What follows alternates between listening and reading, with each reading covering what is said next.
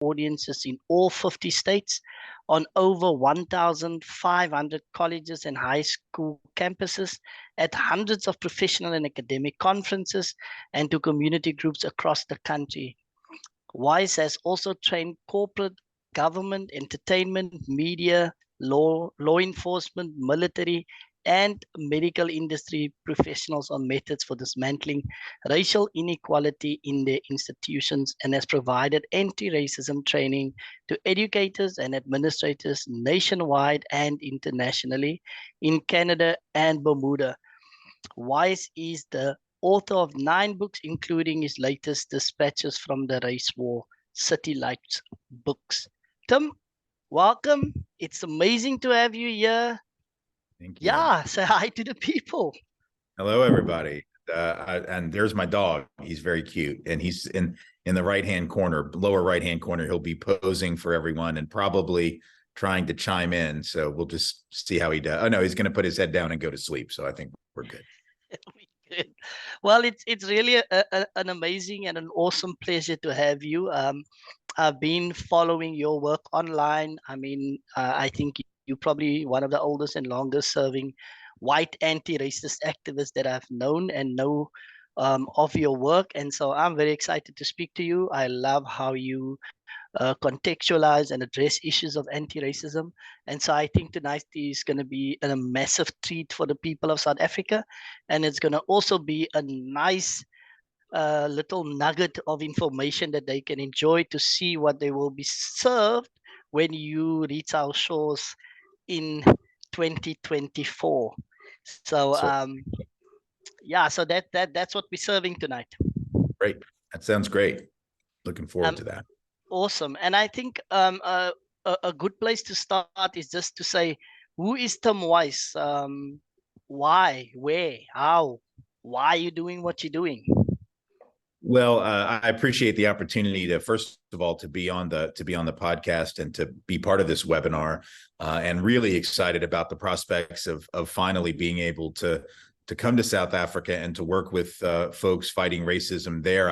I've wanted to come for a long time. In the 80s, I was an anti-apartheid activist here in the States on my college campus, and I was among many who were on lists of the government at that time, not allowed to come to your country. And then later on, I had a couple of opportunities and other life events intervened, and I wasn't able to come. So finally, we're going to make this happen in 2024, and I'm very excited.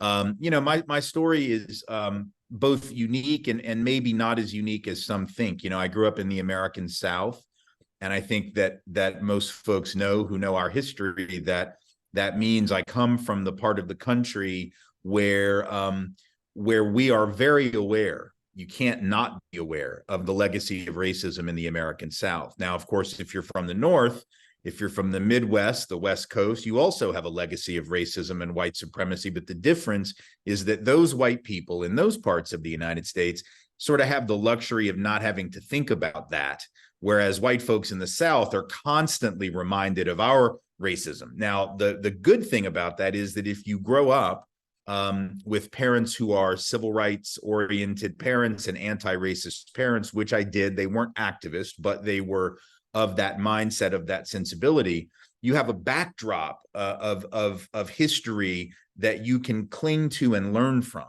And I think it's actually in some ways easier, in other words, for those of us who grew up in the South, because we know that racism and white supremacy are the background noise of everything that happens in Tennessee, where I'm from, or if you're from Alabama or Mississippi.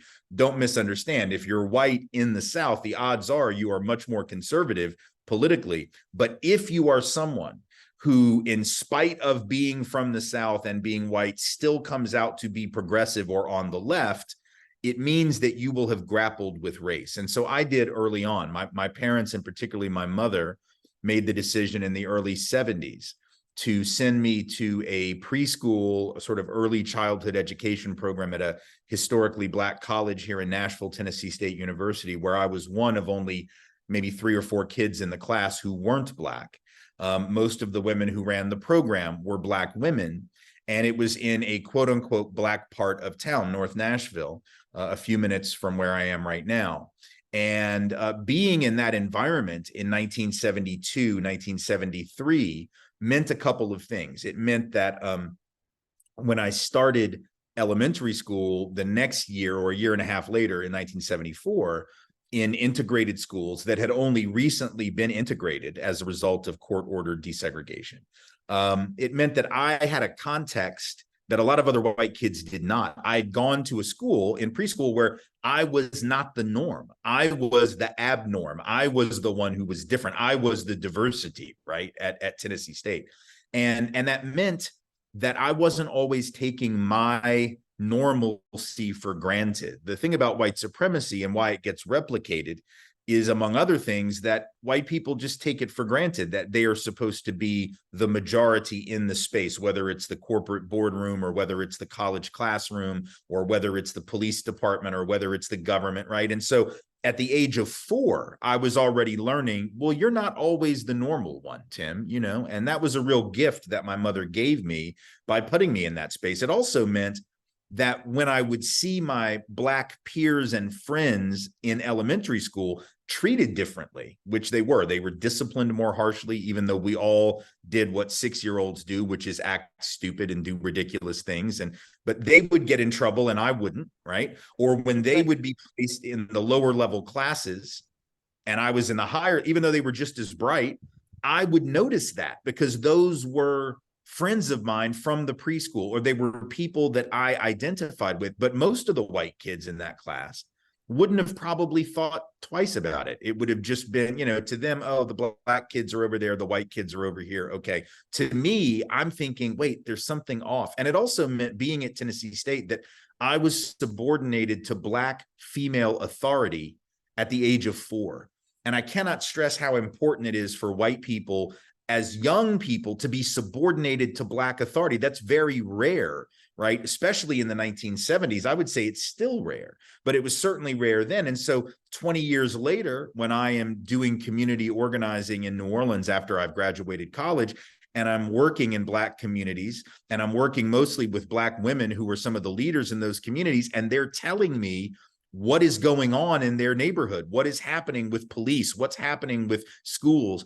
I listened to them because I was trained to listen to Black women at the age of 4, right? And so I had a foundation that I think was unique in that sense, but not unique in the sense that many white Southerners who I've met in particular also grew up with a deep awareness of the history of racism. And although most didn't become anti-racist activists, I will tell you that a disproportionate number of the white people in the US who I do trust to do this work happen to be Southern, because I know that if you came through this region, you have gone through the crucible, you know the deal, like you understand. Whereas sometimes I'm white folks from like Rhode Island, I don't know that I can trust white people from Rhode Island. I don't know that I can trust white folks from California because they think they got their stuff together. You know, they think they don't have any problems because they're from New Jersey, right?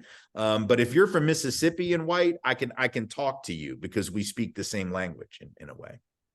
That's very interesting, because what I'm hearing from you is something that we're very clear about.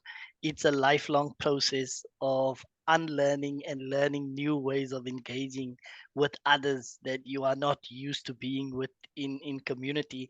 And it sounds like yours started right from the ripe age of 4, which is a lifelong learning process. And so it leads up to my second question. Um, but before we get to that, I think you've been around for a very long time in this fight, and you have seen activists come and go, and you've also seen initiatives where there was uprisings and where we fought and had a little bit of success. But as we know, as we stand and sit here today, we haven't had the significant impact that we were looking for in all of that. So what is it like seeing all of that happening and not getting the result that we wanted? And do you think that over these years and you being in this fight for so long, not tiring, but still being committed, do you think you've seen enough reward for you to continue in this work? Well, the last part is easy to answer. I certainly have seen reward in doing this work, both personally and socially. Look, the reality is, here in the States at least, and I think the same is true there, we are using a language now to talk about these things that we were not using 10 and 15 and 20 and 25 years ago. Now, that may seem like a very small victory because we're trying to get systemic change. We're trying to get fundamental systemic change. But listen, let's not underestimate how important it is that when we talk about racism now, we are hearing people using terms like systemic racism. That phrase, when we would say that 15, 20 years ago, people would look at us like, what is that? You know, they thought of racism purely as interpersonal bias and prejudice and hatred. And of course it is that, but it's more than that. And it used to be that only like the professional anti-racist got that. But now average everyday folks are hearing that terminology. They may not like the terminology, just like white privilege or white fragility or any of those terms. People don't like those terms, but the fact that they're being used in the popular imagination, when you change the language, language has an ability to change reality because it changes our frame of reference. And so I think that is an exciting development, albeit not fast enough and not significant enough. For me, I think that it is frustrating, obviously, to see the way that white supremacy can shapeshift from one form to another. So you shut it down in one way and it figures out a way to, it's like a transformer, the Transformer movies, right? It just, you shut it down and then it does this weird thing and it pops back up. And I think that's frustrating, but it also teaches us something. And what it does is it confirms one of the core arguments in critical race theory, which is of course under attack here in the United States, mostly by people who don't really know what it means. But one of the core elements of critical race theory is that idea that it isn't enough to just pass some laws like the Civil Rights Act, the Voting Rights Act, the Fair Housing Act. It isn't enough to simply get some court victories because white supremacy is more deeply embedded than we have assumed. It is deeply embedded in the culture, in the narrative, in the story that we tell, in the way that we view ourselves as a country. So you got to keep digging because the idea that you can reform your way around the edges of white supremacy is now proven to be untrue. There have been some significant victories. Look, the fall of apartheid in your country, the fall of de facto apartheid in mine is not a minor thing. But the fundamental injustices, economic injustices, injustices of wealth, land ownership, all of those things that you in South Africa experience, but also that we experience here, those can't be fixed by simply giving people the right to vote. That can't be fixed simply by saying, well, you can't blatantly discriminate in jobs anymore, because there's a legacy, there's an inertia, just like we learn about inertia in science class, right? That an object in motion tends to remain in motion. Well, history does that, right? And so if you've got hundreds of years of injustice in the United States, you've got generations of racialized injustice in South Africa, you can't just say, okay, now we're going to stop that. A, because you didn't really stop. But B, even if you did, the ball is still rolling down the hill until you push it back up, right? You've got to figure out a way to divert the ball rolling down the hill or stop it from rolling. And we haven't figured that piece out yet. Yeah, I think that's a critical point that you're highlighting there. And I think the similarities that you are highlighting between South Africa and the US, that is what, for me personally, specifically, makes this big impact in why we need to work together as the two countries, because I think we share the type of history that is so similar in the anti-Black racism that have been experienced, but also in the systemic ways that we have tried to, I think the apartheid government used segregational laws, Jim Crow laws, and then applied it in South Africa with slight differences. But it is so similar. And then when you look at it, the way we're trying to undo it, like you said now in the US as well, we think that passing laws will change whatever's happening outside, but that has also not happened. We know the laws currently in South Africa, we are being celebrated all over the world for our constitution, and yet Black people remain the poorest and the most oppressed in this country. So clearly laws does not change the reality for most of us. One of the things that people like yourself, Robin DiAngelo and others, you make it look so easy when you do this work, and I think people miss the fact that like you had so much training from Black people in order to be who you are, but also you take the accountability process of Black people being in your life so serious, and that's how you learn how to be who you are.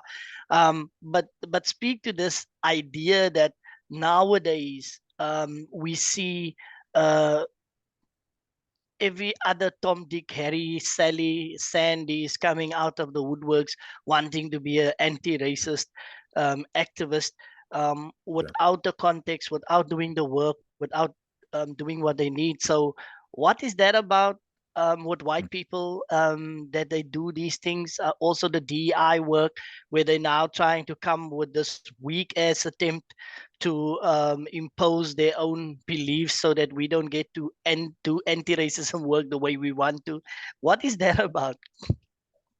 Well, I think part of it, the one thing you can certainly say about white people, and there's a lot of things we can say, and I've been white a long time, so I know most of them. But one thing you can say is that we definitely know how to market a concept, and that's not meant as a compliment. That's meant as a somewhat cynical, backhanded compliment. We know how to take a really good idea and make money out of it. That's what Western capitalism, which is really very, very Eurocentric in its orientation, has always done.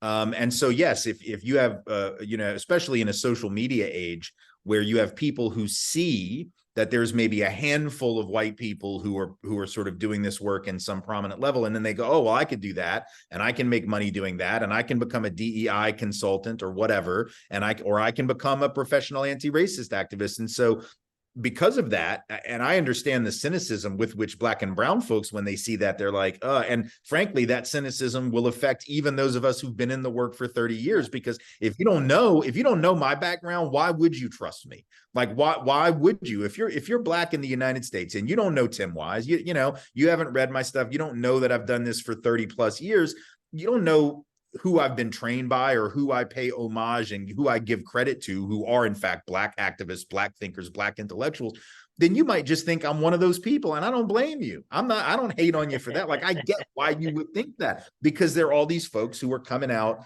doing, some of them doing good work. Please don't misunderstand. I meet new people all the time who are doing work that really impresses me. A lot of young white folks, but the ones that really impress me are the ones who are starting off in the same place that many of us who are more established now started off, which is doing community level work. As I said a second ago, I was doing community organizing, which is you don't get paid much. There's not a lot of glory. You don't get a lot of attention. They don't put your name in the paper. They don't interview you on CNN for that. So you're not going to get famous being a community organizer. You're not going to get rich doing it. But what you're going to do is you're going to learn from the people who are really experiencing marginalization, what that is, because being a good organizer is about listening.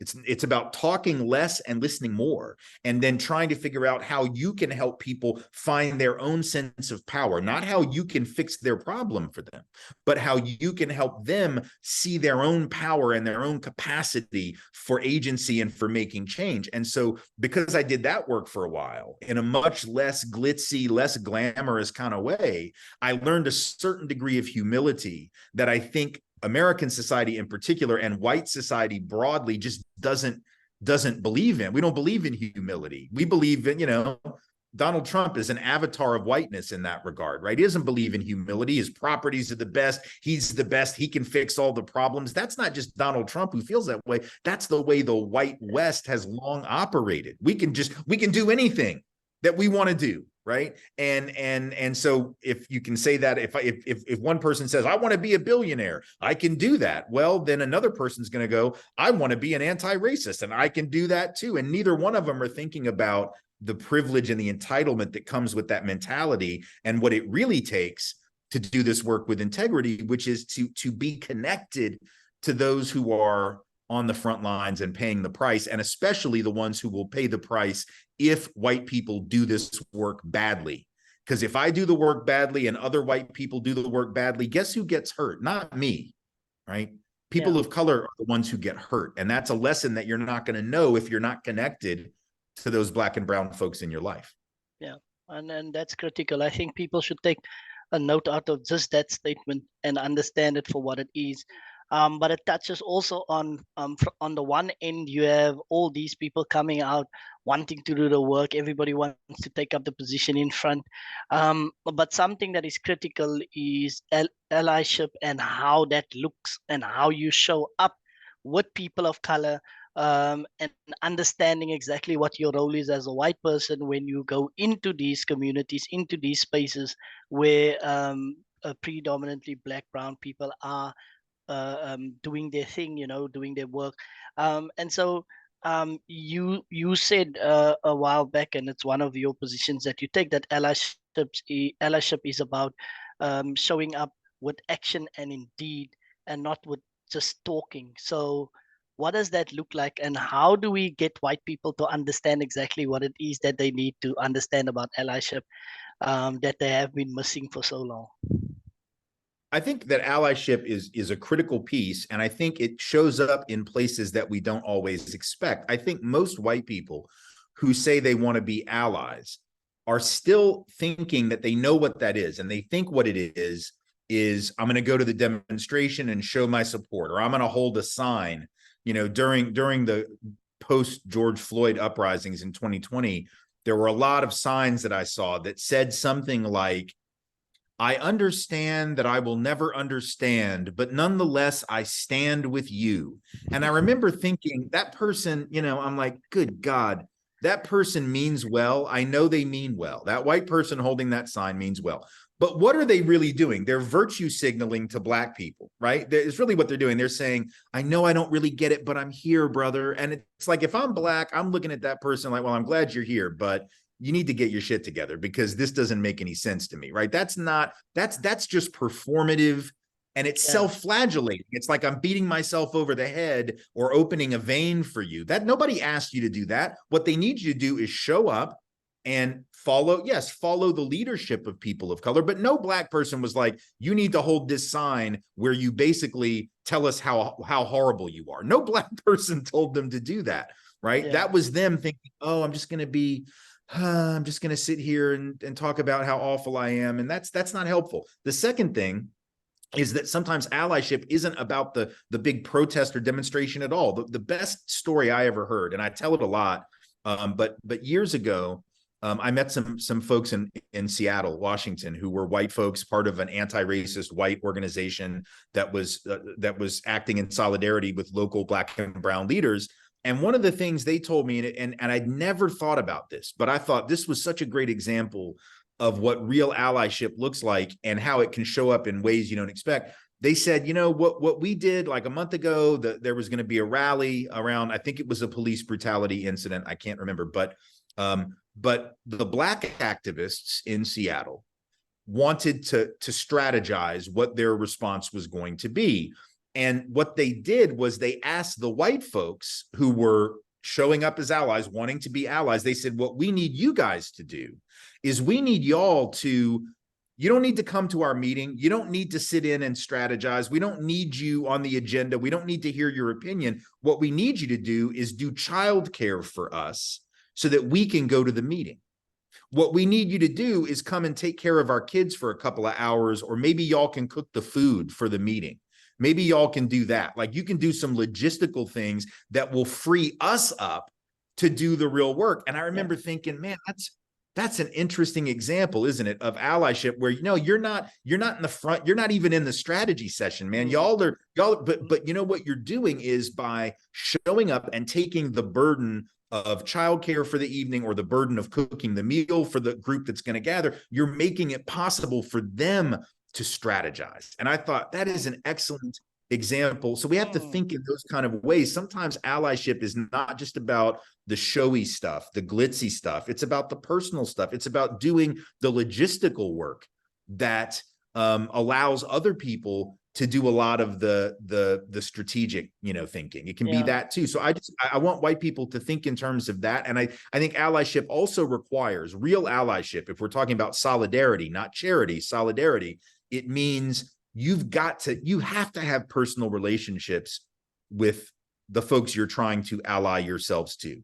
And if you don't have that, and I'm not saying, just run out and find some black people and say, can I be your friend? Because I want to be your ally. That's weird. But you've got to have connection, and that means going into Black spaces and just listening and learning and meeting people, and if they're Black folks or brown folks at work, like getting to know them as people, like, you know, because if you don't do that, I don't think you stay in the work. I think you might get into the work, but at some point there's going to be a shiny thing that distracts you, and now you're off on some other tangent. You know, it was racism this year, but next year it'll be something else.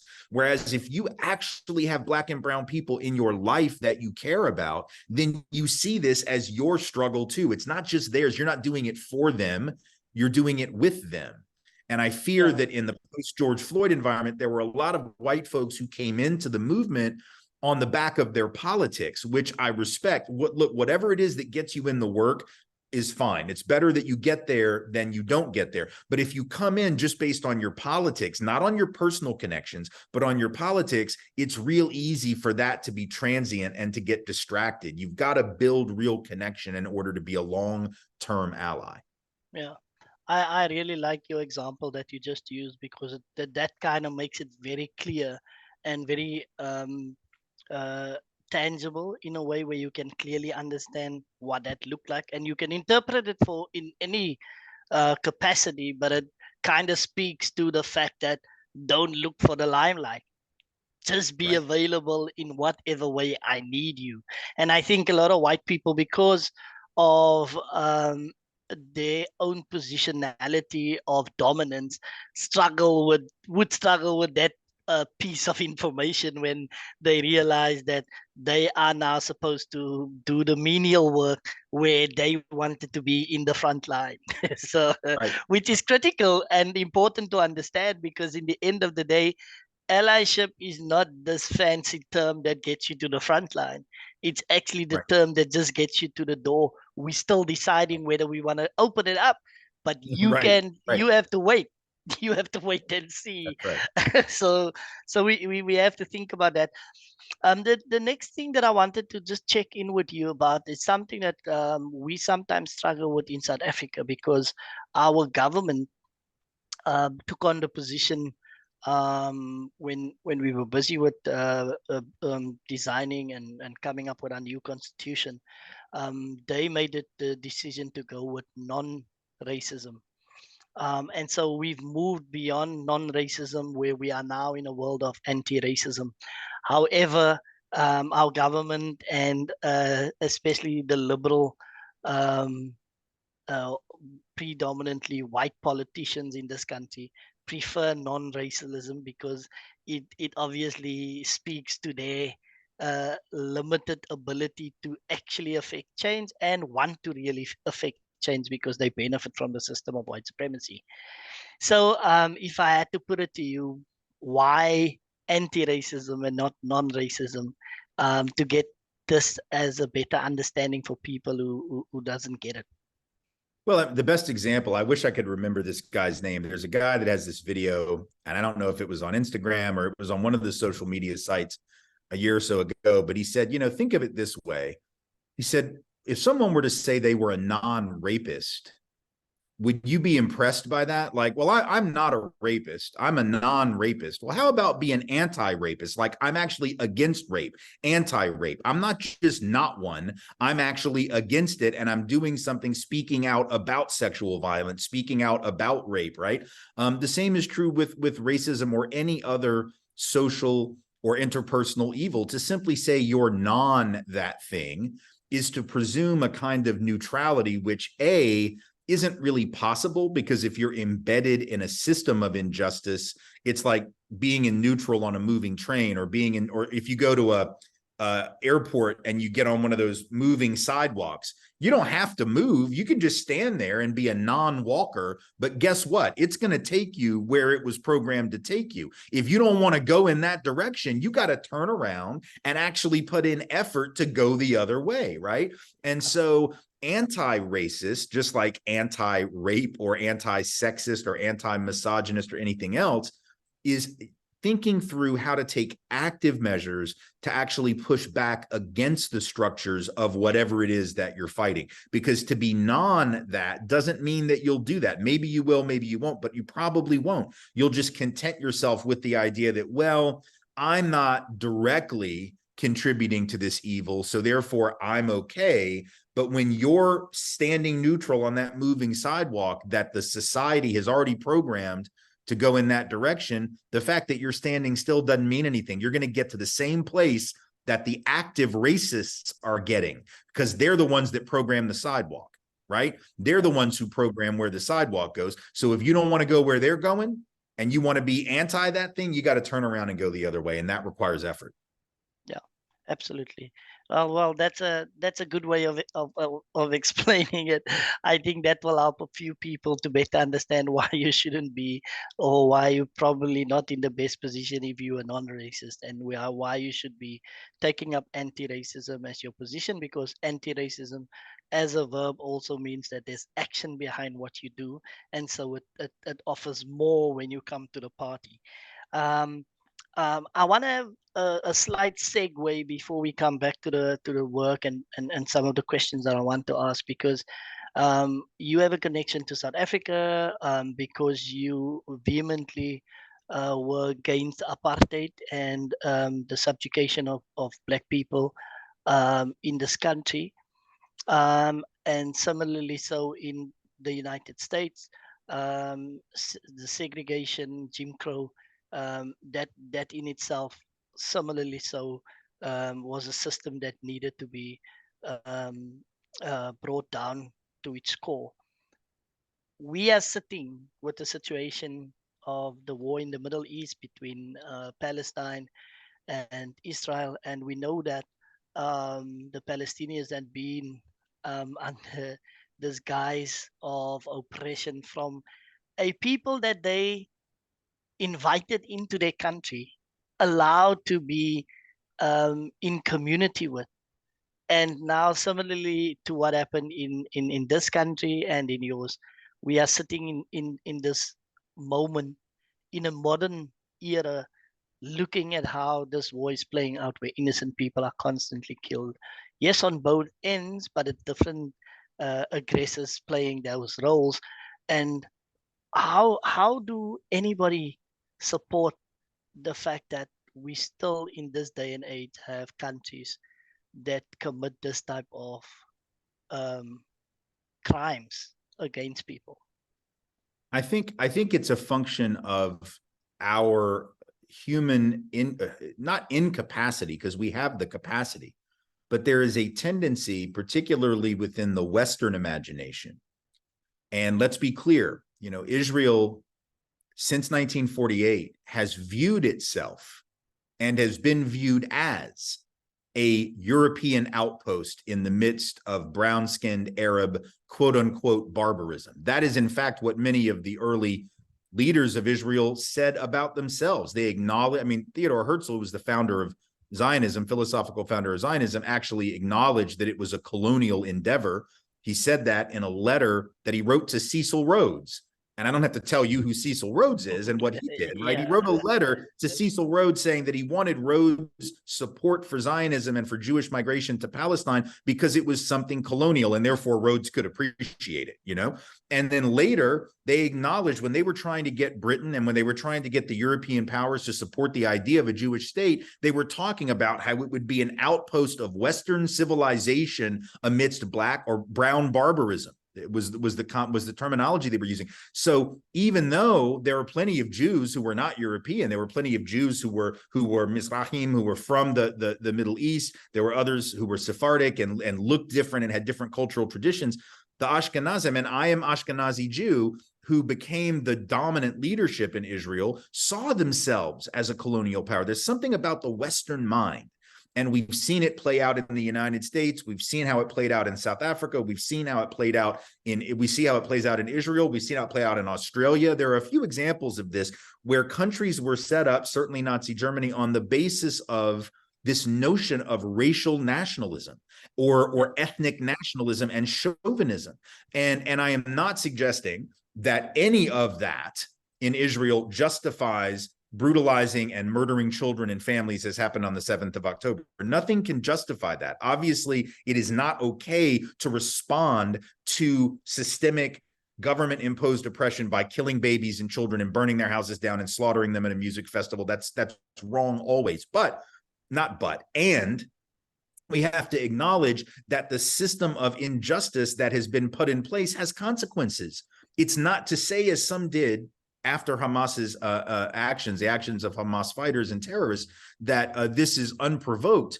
Well, it's not unprovoked, right? I mean, it's not justified, that action. I would never rationalize it. It's brutal. It's unacceptable. But it's not unprovoked. It wouldn't have happened but for the treatment of Gazans, right? It wouldn't. Now, identifying that as the root cause doesn't mean that the response to the root cause can be anything you want it to be. There's still ethical principles that we want to impose on everybody and we want to expect of everyone. But the problem is that in Israel, they refuse to acknowledge, in large part, and many of us who are American Jews refuse to acknowledge that that Israel has been playing a role in this Western white supremacist drama. I would argue that Jews have been used in that role. I would argue that Zionism actually used Jewish people, with the acceptance of some Jewish leaders, like those who set up the state, as a buffer for Western imperialism. I would argue that, in fact, that Western capitalists wanted Israel there principally for their own reasons. It wasn't because they loved Jews. These are the same people that let Jews go to the gas chambers in Germany, that had no interest in allowing Jews to come from Europe into the United States. They had no interest in that. They had no interest in letting them come to Europe. They didn't really rescue them, except insofar as they finally went to war to defeat Hitler, but only because Hitler declared war on the United States after Pearl Harbor. I don't know that we would have gone to war with Germany had that not happened. If Hitler doesn't declare war on the US, I'm not convinced, because the New York Times have been writing glowing reviews about Hitler since he got out of prison, right? I mean, so we don't have a history of loving Jews, but we do have a history of wanting to project power in the colonized world.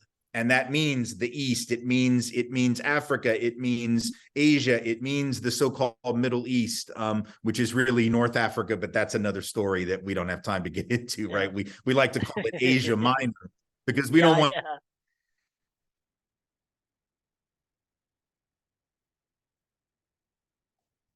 to acknowledge, that Christians. But the point is that colonial action bears fruit, and the fruit that it bears is not good for Palestinians. It's also not good for Jews. It's pretty ironic.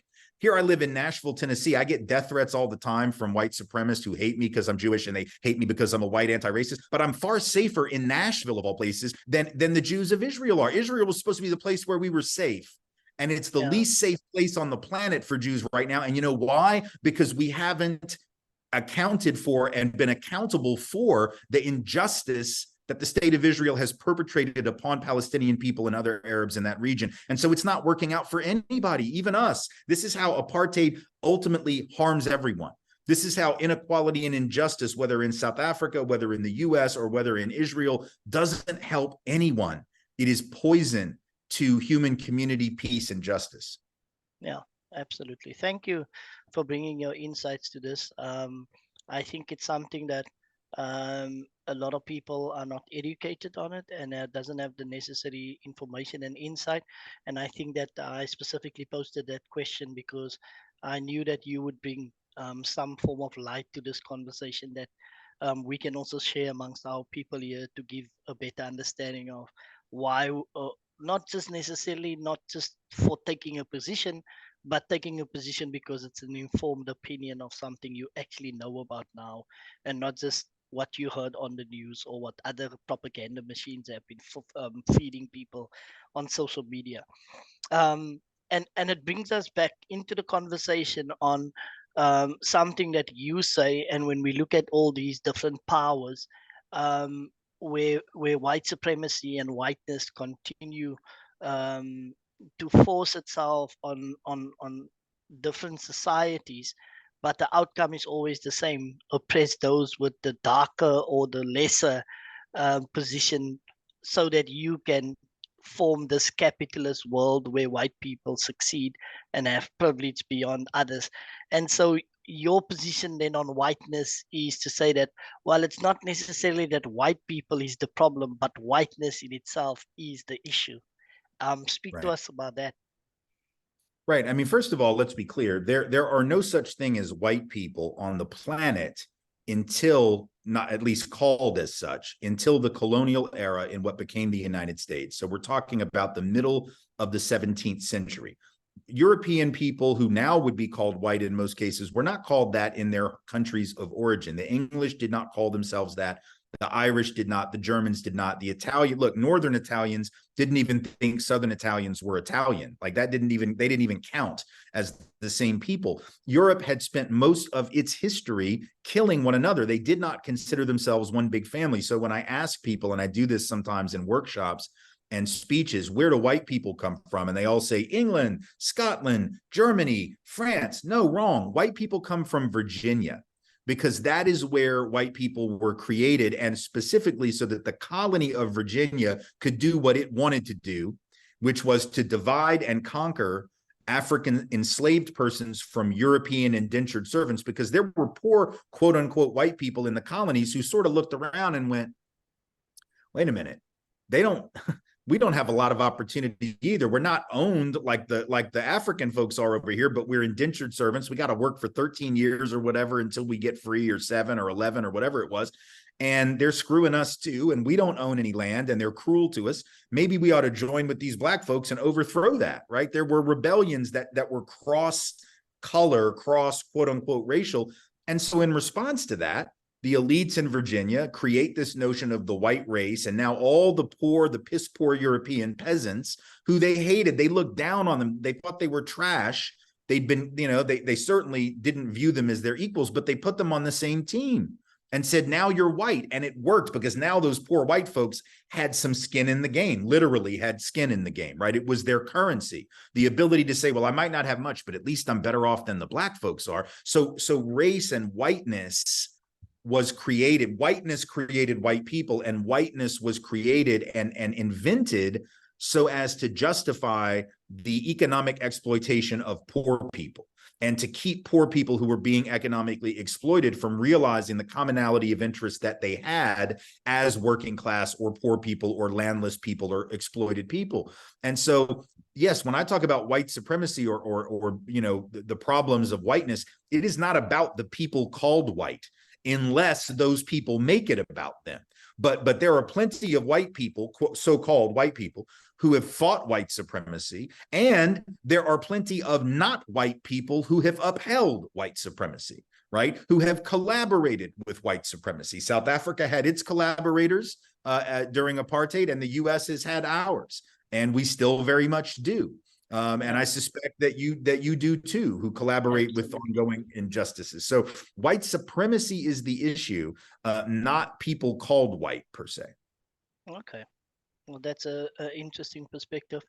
I think it's important also to highlight how whiteness have, like racism, become this transformative tool. Like you said, it's transformative in the sense that even when you try and highlight the problematic bits about whiteness in itself, it has this ability to morph into something where just when you thought you had it figured out and you're ready to um, uh, hit it in the face, literally, it morphs into something different, and we're starting a new fight where it looks like they have come in and amongst us to be with us and to fight with us, but within the circle they still benefiting from that circle even though they're with us. So whiteness is problematic in all forms, and I think we need to find, that is how we find ways to undo racism, white supremacy, is when we deal with whiteness once and for all. Yeah. But it's this is something that I always ask, and I think it's one that sits, it doesn't sit well with me, because like in the US, also in South Africa, it's one thing that we have not been able to affect as as well as I wanted to see it. In the US, you've done it a little bit better, or a few people would say there's been more progress. Here, there's been nothing. And when I speak to this, it's referring to reparations. And reparations also in the sense of ordinary individuals, or individual white people, um, trying to undo all these years of economic oppression and exclusion. So I want to ask, because what I've seen and been exposed to multiple times myself is this idea where white people in South Africa would at times form friendships with you, and there would be this um, attempt to genuinely want to come into your life and understand what is happening, and then they have this concept, and I don't understand where it comes from, where um, they would give you or gift you in those moments with that friendships being formed, say for example 2,000, $3,000, and it would be once off gifts, to because your life as an activist is not as easy making income or whatever, and so they will contribute in that way.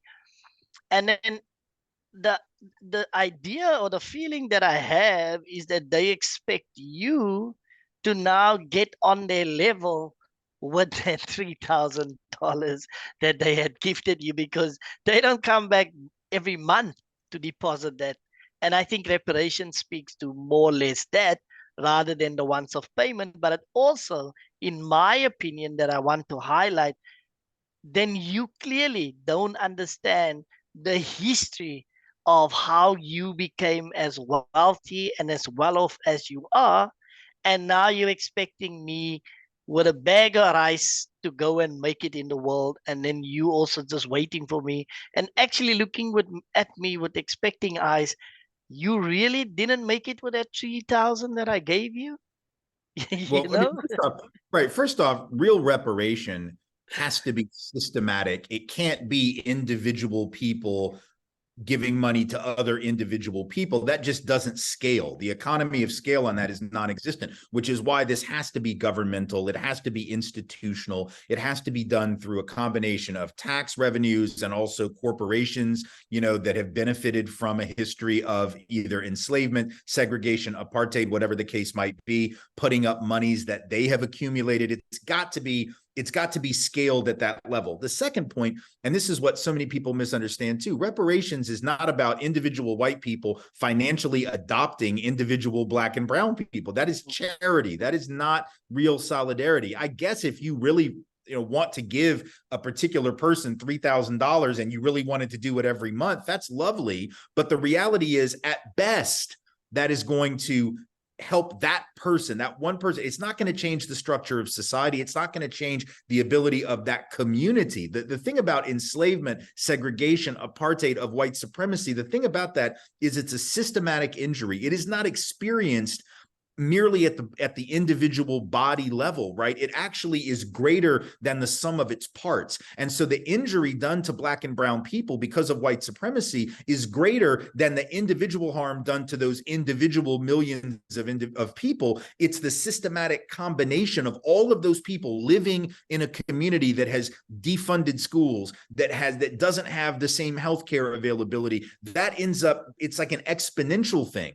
I think when we think of reparations as one-on-one, we're thinking of it arithmetically, not exponentially, but the impact, the injury is exponential. It feeds upon itself. And so the solution has to also be exponential. It has to be collective and systematic. It has to be the kind of investment that frankly, in our country, in the United States, we have made those kind of investments on behalf of white people, and we didn't call it reparation because it wouldn't have been called that, obviously. But in the 1930s and the 1940s and the 1950s, the government created these huge programs of opportunity, housing opportunity, nothing fancy, just a small house, but it was government underwritten, government guaranteed loans, low cost, low interest, but Black people couldn't get them in almost any cases. So we built the white middle class with government policy. We did that with government programs from the 1930s through the 60s, one after another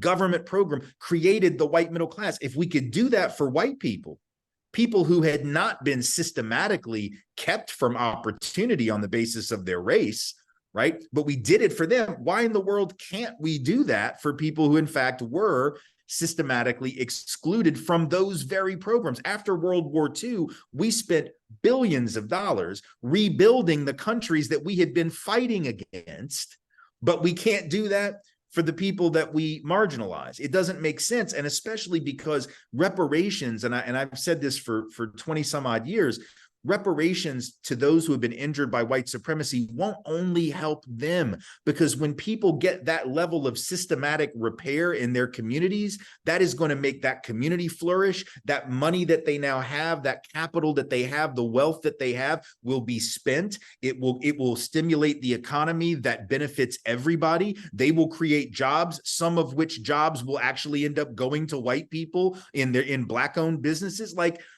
everybody wins when we have greater equity, when we have greater equality. It's not a zero-sum game. It is all of us or none of us. Yeah. I think thank you for that. I think that that definitely gives a great insight into understanding how we also systemically have to undo the remnants of apartheid in this country for us, because that's the one thing that even our government has failed to some extent, because instead of getting this middle class built through our initiatives, we went with free housing that is sub quality for poor people. And so you just basically um, making it look a little bit more decent, but it remains poverty, and it hasn't changed anything. And so I think we have to think about that. First, second, last question. Um, are we winning the fight against racism? Um, are we winning it? Does it look like on your end from the US side, whether we are making inroads, and does it look like we will defeat, or at least make a dent in this system within our lifetime? Well, it's hard to know, and it's a very open question. I mean, there are days when I would answer that question the way that the founder of critical race theory, Derek Bell, answered it, which is he didn't think that racism would ever fully be vanquished in the United States or anywhere else in the world. He said he thought it was a permanent condition of American society. But what was interesting about him was he didn't give up. He didn't say, well, now that I've said that, I'm going to throw up my hands and go do something else with my life. No, he said, listen, we have an obligation. And you can see this picture of James Baldwin behind me on the wall. James Baldwin said we had an obligation to earn our death. And we earned it by the way that we confronted our lives and the conditions of our lives. And so you earn your death, if you will. You justify, you sanctify your existence on this planet by way of the commitments that you make. And so even though Derek Bell said, I don't think it's ever going to go away, I don't think we're ever going to totally win this fight, but by God, we have to stay in it, because that's what it is to be a human being, is to fight for what's right and to fight for justice. There are other days when I feel more optimistic. There are days when I see little bits of progress. What I can say for sure is this: there is certainly movement happening. And the reason we know that is when the backlash gets stronger, that's because some progress is being made. This backlash since 2020, after George Floyd, for instance, in the midst of that, I think a lot of people, very naive and new to this work, thought, oh my God, justice is right around the corner. There's this huge uprising, 25 million people in America, millions of people around the world, all marching under this banner of Black Lives Matter for George Floyd. And all these newbies thought, my God, we're going to have racial justice by lunch, and then we're going to solve climate change, and then we're going to solve world poverty, And many of us who've been in the work a little longer said, I don't know about that. But what I will say is, a year later, when the far right started to go after any discussion of race in the schools, pushing back on critical race theory, shutting down curriculum, banning books, you only do that when you're scared. And you're only scared when you're worried that they are winning, where they is us, right? When the anti-racists are making progress, that's when you lose your mind and you push back. And in the US, Carol Anderson, who's a brilliant scholar at Emory University in Atlanta, wrote a book called White Rage, where she talks about this. Every bit of progress has been met with white rage and backlash. So you can gauge how much progress you're making in an ironic way by how much they're pushing back. And they are pushing back, which means we got to keep our eye on the prize and keep pushing, because if they weren't screaming, that would mean that we weren't stepping on them. right? Yeah, And so, in a sense, absolutely. it's not that we're winning, but we are certainly moving the ball forward, so to speak. And I think that that means something. Yeah, I like that, and I think it's something that we can apply in either of our countries, because you also have the right wing organizations stepping up their propaganda and their fights, trying to highlight to the world, please come help us. There's white genocide, there's Right.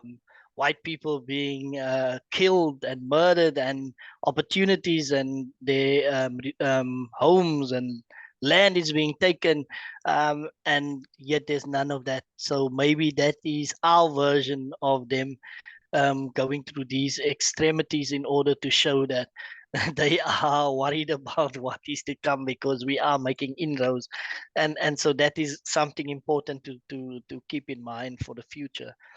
And so, as it always stands, this it's so amazing to talk to you and to get your insights, but time runs out so quickly, and so literally we Sure. on our last few minutes. My final question, and it links to this last, the previous one, but it has a slight bit that is more into the global view. How do we continue building a liberation movement that will globally, um, as one, give us the ability to finally give racism a proper punch in the face? I think we have to take advantage of the technological ability that we have to really connect to one another's struggles. We didn't always have that. You know, when I was a student in the 80s doing anti-apartheid work, we were relying on books and pamphlets that would make their way over, or articles. But I could, you know, how was I going to connect? I remember at one point we were sleeping in shanties out in front of the university administration building, and we were on hunger strike, and an ANC representative happened to be in town in New Orleans, and they dropped by. But it's not like I had contacted them. You know, I didn't even know how to contact them in 1989 or 90 or whatever it was. So it was much harder to really connect. And to learn and to strategize and to build. Now we have the capacity to do what we're doing here, to learn of each other's struggles and where things stand in each other's countries. And this is true in other countries that have experienced colonialism and racism and white supremacy. So we got to take advantage of that. We have to be prepared to learn.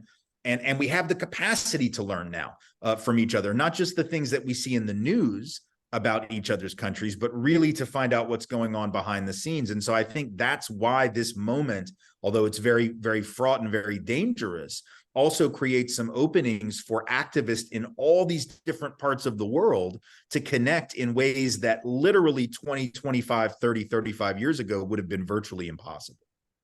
Yeah, and that is a perfect way to close tonight. Mr. Tim Wise, thank you for always bringing your best. We appreciate you, appreciate the work that you're doing, and thank you for coming out and sharing some of your gold with us. We look forward to having and hosting you here in South Africa. We're gonna make it happen. We're gonna make you put together that lifelong dream of yours. But we probably more so will be so excited to host you. So thank you for tonight, and we look forward to seeing you. There you have Thank it, you. folks.